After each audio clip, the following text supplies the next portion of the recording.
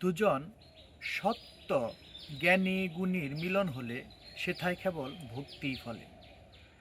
হলে তাতে একটি ভিন্ন হয় ভক্তির কার্পণ্য। যদি হয় উহাও শূন্য স্বার্থের প্রণয় তাদের জন্য। অর্থাৎ আমরা যখন সাধু সঙ্গ করি অধিকাংশ ক্ষেত্রে দেখা যায় যে যদি দুজন সত্য জ্ঞানী বিজ্ঞ ব্যক্তি একত্রিত হয় তবে তারা শব্দ প্রয়োগ না করেও ওই স্থানটাকে মাধুর্যময় করে তুলতে পারে। যদিও বা দুই একটি শব্দ তারা প্রয়োগ করে সেখানে বিনয়ের বহিঃপ্রকাশই বেশি থাকে, কিন্তু ওইখানে যদি একজন জ্ঞানী এবং একজন অজ্ঞানী হয় তবে জ্ঞানী ব্যক্তি চুপ থাকে, অজ্ঞানী ব্যক্তি যতটুকু জানে ততটুকু প্রকাশ করে, যতটুকু না বুঝে ততটুকু প্রকাশ করে।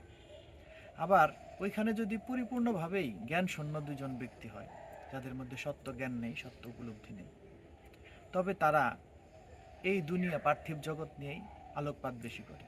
অর্থাৎ তাদের প্রণয়টাই হয় স্বার্থের জন্য। অমুকের নিন্দা, অমুকের গীবত, পরচর্চা। এজন্য এই আদ্য কথা বলেছে, দুজন জ্ঞানী গুণীর মিলন হলে সেথায় কেবল ভক্তিই ফলে।